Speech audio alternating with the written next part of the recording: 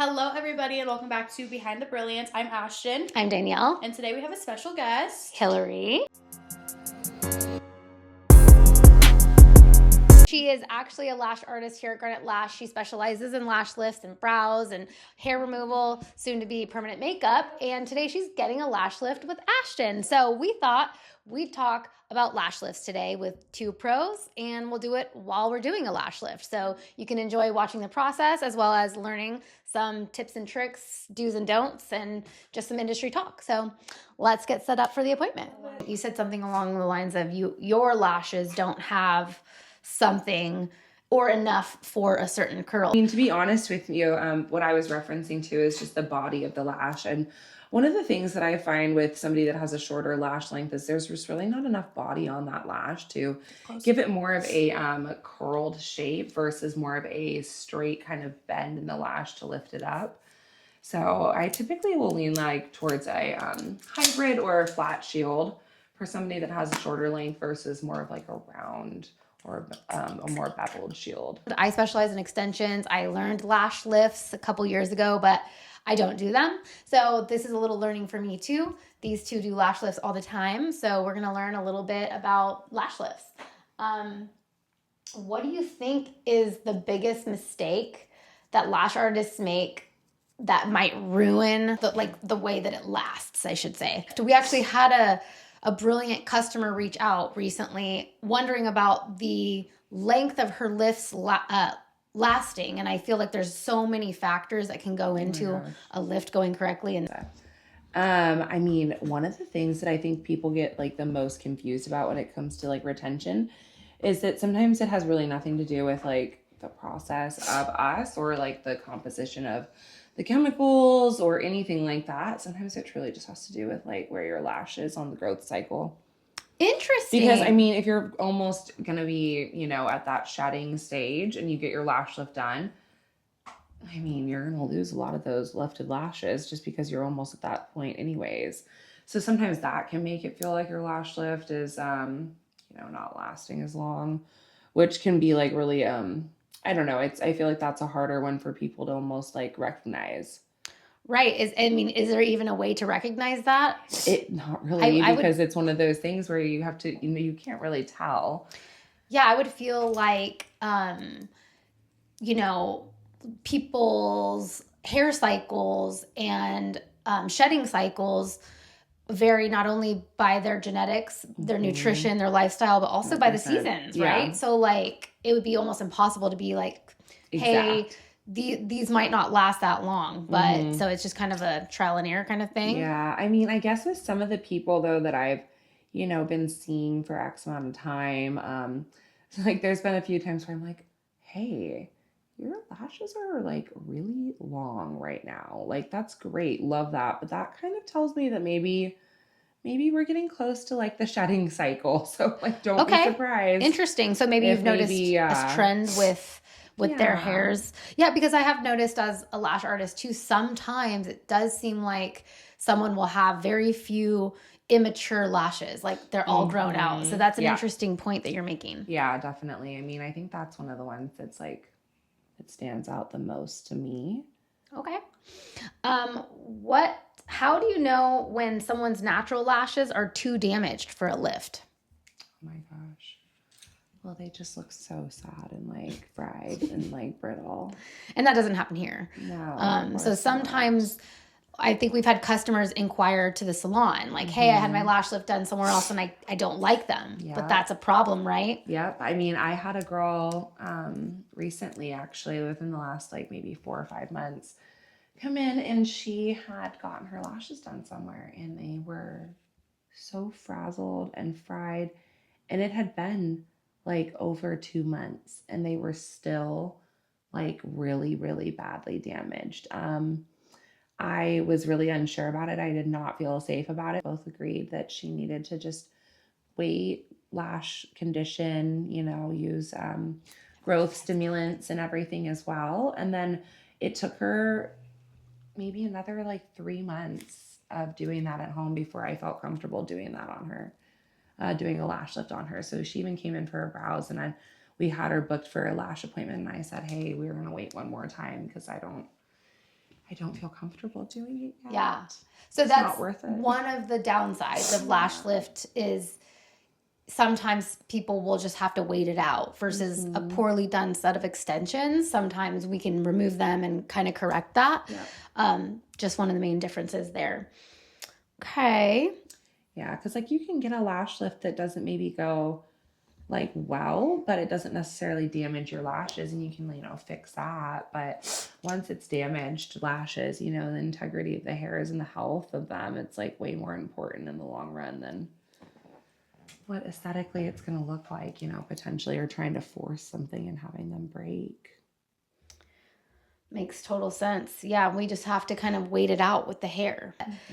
Is it true that like a lift could fall flat after a couple of weeks? And do you know what might cause that? Yeah, it definitely can happen, but I feel like the more common reason that happens is because of like shelf life on product that we're using, to be honest. Because I remember in the very beginning of me doing this, I kind of had that experience with somebody, and it clicked in my head shortly after, like the next day or something, when I was trying to figure out like what was going on within the, you know, experience and the feedback given, and I thought about it, and then I looked at my products, and I looked at my order date and open date, and I was like, oh, that's because this is at the end of its shelf life. Oh, well, that's good to know. Yeah. Another reason why I do like the Brilliant packets are, you know, it's a blessing and a burden in the product delivery because the packets have 2 to 3 uses per packet. So if you're not doing a ton of lifts, it kind of feels wasteful. But what we had found with some product packaging is that even in these pump type bottles, there's a little bit of air exposure to the product, which causes a different rate of degradation technically. Although I am in the deep of trying to find a good bottle because everybody wants a pump bottle. Everybody wants pump bottles. The pump bottles are nice, but they, yeah, I mean, on average, I think that once they're, you know, used, it lasts about 3 months. Yeah. Okay. On average, I would say. Okay. Yeah. I mean, that's still a short-ish shelf life, and if you think about a product, but it is a sensitive product. It's, you know, strong, and it needs to kind of maintain its strength. And sometimes these beauty products that we're using in the lash industry, the formulations are so small that just one little adjustment can kind of really change the formulation. I have a question for you. When you do lash lifts, because I know that you don't use Brilliant, is your, like, the adhesive that you use to like put the lashes up on the pad, do you use like a balm? Do you use an adhesive? What do you use? So I've used both. Okay. I've used both. I actually really do like the balm, but I've been using adhesive lately. I do think that there's a little bit more, obviously, oomph with adhesive, which is kind of necessary sometimes, especially with timing and that kind of stuff. But I really do like balm because I feel like sometimes it's just more important to get the lashes kind of like down and then replaced. Like I always like to recomb and that kind of stuff, which I do with adhesive too, but balm is a little bit more forgiving. Yeah, forgiving, or you get to kind of just go in there and like fan things out a little bit better when they're softer anyways, you know? I don't know. I like balm more personally, and it's less messy. I honestly hate using adhesive and stuff because it's such a cleanup. Do you feel like with the balm, it messes with the processing time at all? Well, some of them definitely can. Yeah, so you have to be mindful about what balm you're using if it does increase your processing time, because basically the theory with that is a balm is like a thicker, you know, consistency of a product that's going to be kind of coating the hair. So if we're putting a chemical processing on that has to get through the cortex and the medulla and all of that of the hair to actually make the chemical change so that we can have a structural change, it's going to have to go through the balm as well. So you have to add an additional processing time for most of them. I do know that the brand that I've been using majority of the time, it doesn't add processing time on, at least with their brand.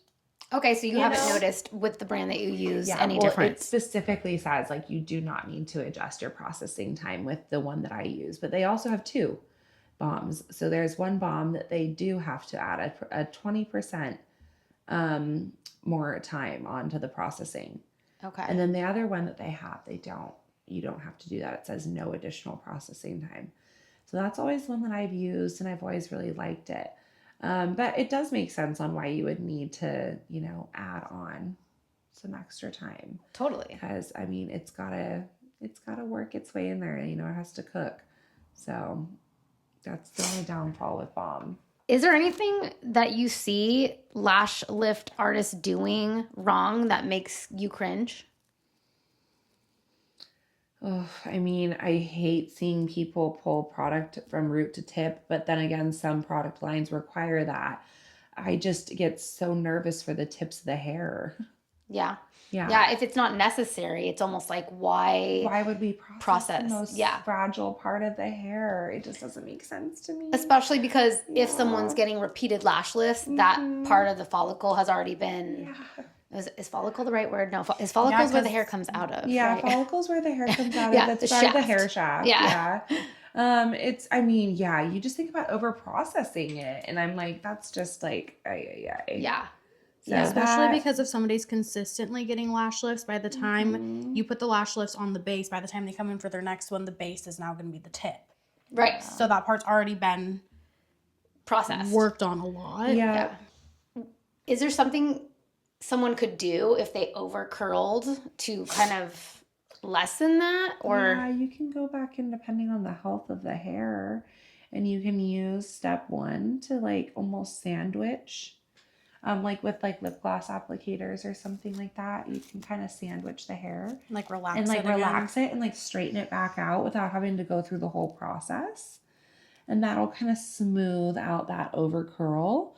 But it really depends on how healthy the hair is. So that's why it's so important to not over process and check your timing. And you would do that like for just a couple minutes, right? Literally, you almost do it by eye. Yeah, a couple minutes, like till it looks nice, and then wipe it clean, and then you're gonna get your neutralizer and do the exact same thing. Awesome.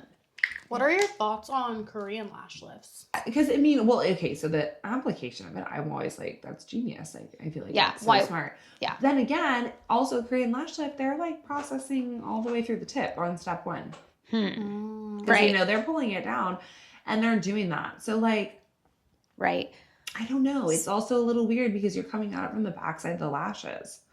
So it's kind of hard to gauge. Like, I see. I've also seen some people doing them. Interesting. Like they don't use a lash shield. They just put it directly on like a piece of tape on their eyelid. But then That's don't they come also in and interesting. add a shield? Because I feel like I've seen people do it where they use they two do a different shield shields afterwards. Like there's like a pre-shield and a post-shield, which is interesting. I know, it is too. very interesting. Yeah, and here we are. We should know this, but we don't yet. But we will. Okay, hot take, or I don't know if that's appropriate in this situation. What's your take on DIY lash lifts? Don't ever do it. It's so stupid. And Don't why do is it. that? 1, it's still really strong like chemicals that you're using. 2, how the hell are you supposed to do this with your eyes open? Like, it's just Agreed. It's so unsafe. It's so unsafe. I've also had clients come in after doing them at home themselves, and I've had to fix them. I've also had to be like, yo, like, I don't even know if we should do this. Like, I had to be like, yo, we should wait. Right, because they've already over processed. Yeah, and I don't know the chemicals in there. You're buying it off Amazon, which is so risky. People can mess with those products before they go and sell them from wherever they order from. Like, it's just all around like a bad idea. Agreed. Just a terrible idea. It's like even trying to do your own lash extensions properly, and I mean properly with proper isolation, is almost impossible because you can't do all of that with one eye open and be so precise. So I just feel like, and here you see a lash lift artist getting her lash lift done because she doesn't even do them herself. Absolutely not. What do you think separates a $40 lash lift from a $150 lash lift? So much. I would say like everything influences it, where you're working out of, your experience, the products that you're using, the bed you're laying on. I mean, there's every single part of your experience is going to influence that, and elevating it to really just match the standard of the life you want. I don't know. I feel like also the amount of time that you have been doing a lash lift. If you are a beginner lash lifter, you should not be charging $150 from the very get-go. If you I know that there's like some people who like aren't even licensed to do lash lifts, especially in places where you don't have to be certified to do lash extensions. Those people still are like, oh, like since I don't have to be certified for lash extensions, I can also offer lash lifts and brow lamings. But realistically, you can. There's a lot. Obviously, there's a lot that goes into lash extensions, but like chemical wise, I feel like lash lifts are more dangerous to do without any knowledge.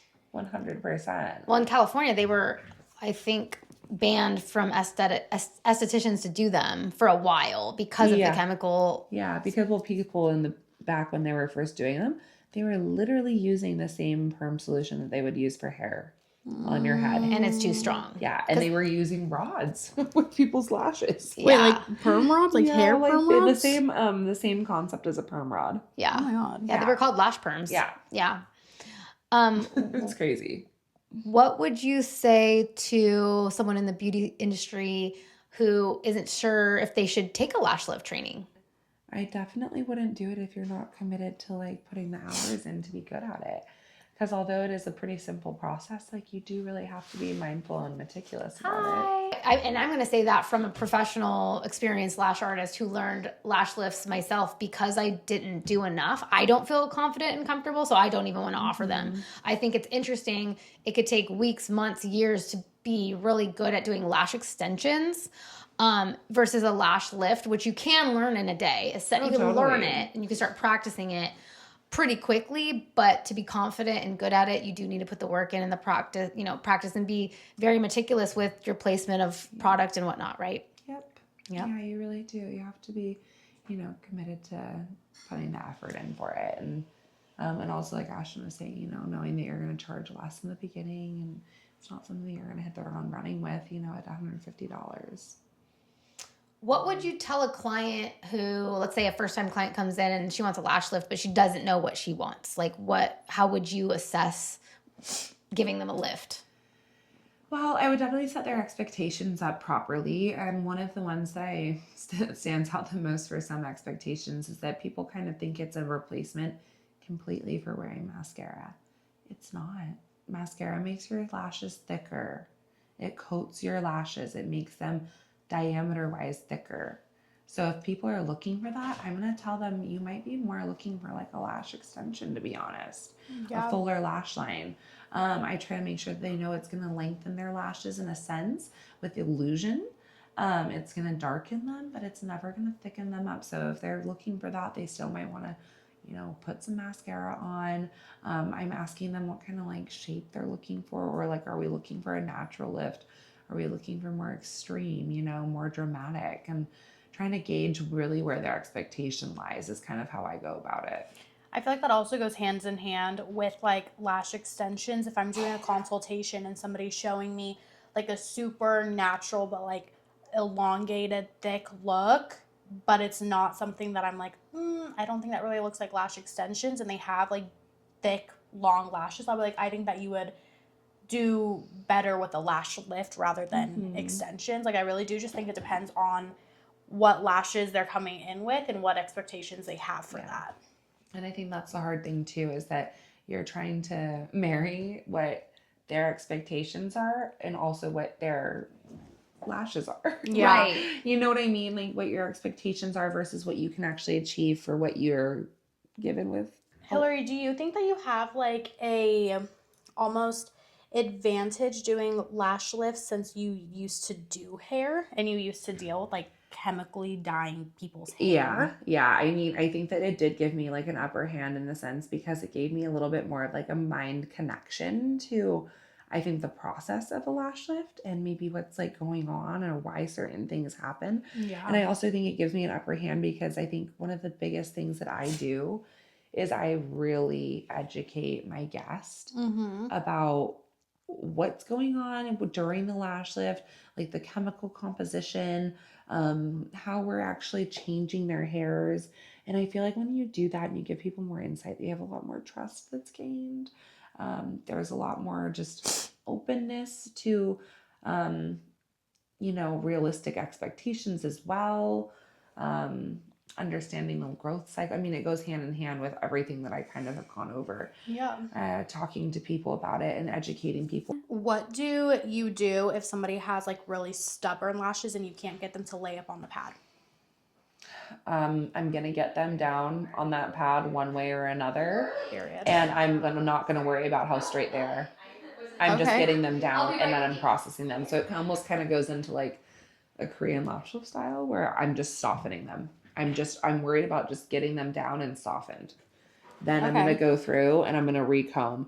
So that's where I really like Balm because I can easily go back in and comb. Mm-hmm. I find that sometimes even with adhesive though, if you really just need to like get their lashes down and you need to recomb them, when you're removing step one, sometimes if you remove step one by just pulling it up the lashes, it'll kind of take the adhesive off as well. And then you can recomb when they're soft and almost re-adhesive or like lay them down. Yeah. But yeah, at a certain point, if they're stubborn enough, like I might even opt to just put some processing solution on the roots of the lashes while they're not even on the shield. What do you do? Almost like a Korean lash lift would be then. Because I'm just trying to get them soft enough to relax down. Yeah. What do you do about baby lashes? Do you always put those up on the shield? I leave them. Yeah. I try to leave them alone. Yeah. And I tell people about those. I tell people, I'm like, hey, you have a baby lash growing in. It's not mature enough to be able to process. You're not really going to notice it, not in the lift. But you will notice it in the lift as your lashes grow out if I include it. Yeah. Because that's when the tips of the hairs have a little hook on them and your lash is growing out with this weird hook on the end. Okay. So you honestly should. That should be a rule of thumb is not to include baby lashes. Yeah. More so for the avoid outgrowth. it. Yeah. Outgrowth is more comfortable. And the health. yeah, that hair doesn't need to be processed. Yeah. Okay. Yeah. Really good tip there. Yeah. How do you tell the difference between like a short lash rather than like a baby lash? Because obviously, like I feel like in lashes, like there's some lashes that are going to be shorter than others. Right. Well, I mean, I honestly feel like you just have to really look at like the hair, like the hair itself. Yeah. Are you looking at the tip of the hair or are you looking at the body of the hair too? You know, it's finer at the tip. You should be able to tell by diameter if it's a baby lash or if it's, you know, got enough body or shaft of the hair exposed to be able to properly, you know. Look at that. It's 32 minutes in. Ashtyn is done with the lash lift.